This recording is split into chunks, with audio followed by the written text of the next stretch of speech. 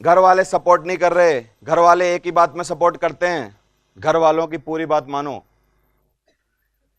और जितनों ने घर वालों की 100% बातें मानी हैं वो कौन से इतिहास में कहीं वर्णित हैं? मेरे को एक बात बता दो, बोलो जल्दी। किस आदमी को जो आज इतिहास में लिखा है उसको घर वालों ने सपोर्ट किया? एक सिंगल नाम बता दो मेरे को। सचिन ने जब ये डिसाइड किया कि मैं क्रिकेटर बनूंगा, और जब घर की मोंगरी ले जाता होगा कपड़ा धोने वाली, और जब खेलता होगा अप्रैल के महीने में, और जब बीमार होके आ जाता होगा, तो क्या मां उसकी आरती उतारती होगी? ना ना ना, तू तो सचिन बनेगा, खेल खेल खेल, जरूर खेल। बोलो। जो भी इतिहास में अपना नाम लिखवाना चाहते हैं, एक थंब रूल है, घर वाले सपोर्ट नहीं करेंगे, बोल लो, लिखवा के ले लो मेरे से। क्या करना? इतिहास में नाम लिखवाना या घर वालों की बात माननी? क्या हुआ?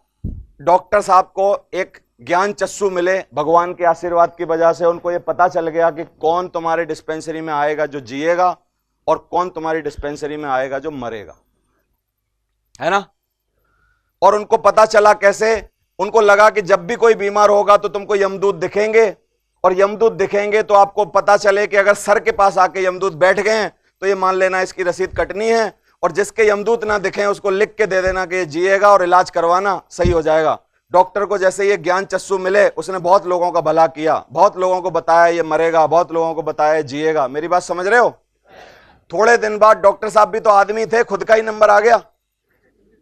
खुद का नहीं आएगा क्या? आएगा। तो खुद जैसे ही बीमार हुए, उनको दिखने लगे यमदूत के मेरे सर पे आके बैठ रहे हैं। उनको लगा कि बेटा डॉक्टर, तूने बहुत दुनिया की भलाई करी, लेकिन पत्ता तो अब तेरा थोड़ी देर में खुद ही कटने वाला है। समझ आ रहा है? तो डॉक्टर ने बोला कि थोड़ी युक्ति लगा लेता हूं, थोड़ी देर तो बच जाता हूं। तो जैसे ही सर की तरफ यमदूत आए, 2 यमदूत भेजे, तो सर की तरफ जैसे ही आए तो उल्टा इधर सर कर ले, उधर पैर कर दे। फिर वो बेचारे चल के इधर आए तो उधर सर कर ले, फिर इधर पैर कर दे। और ये सब नाटक घर वाले देख रहे थे, दिमाग पे बुखार चढ़ गया था उसके, और घर वाले सारा नाटक देख रहे थे, उनको कुछ दिखाई नहीं दे रहा था। सही आ रहा है? उनको पता नहीं था कुछ भी, क्या हो रहा है, यमदूत आ रहे हैं, क्या हो रहा है।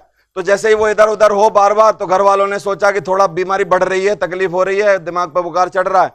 फिर क्या हुआ?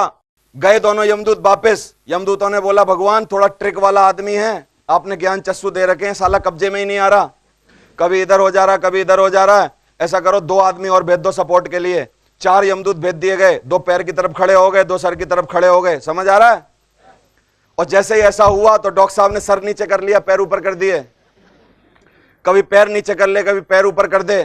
और ये सब नाटक घर वाले देखते रहे। घर वालों ने डिसाइड किया कि रस्सी लाओ, डॉक्टर साहब का दिमाग पर बुखार चढ़ गया, इसको खाट से बांधो। और डॉक्टर साहब को जैसे ही बांधने की प्लानिंग करी, रो रहा है, मार रहा है, बिचल रहा है, परेशान हो रहा है कि बांधो मत मर जाऊंगा, बांधो मत मर जाऊंगा बोल रहा है।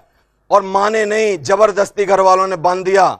जैसे ही पत्ता कटा ऊपर पहुंचा, भगवान जी ने बोला कि तू बड़ा हीरो बनना था नीचे, क्या सोच रहा था कि आएगा नहीं?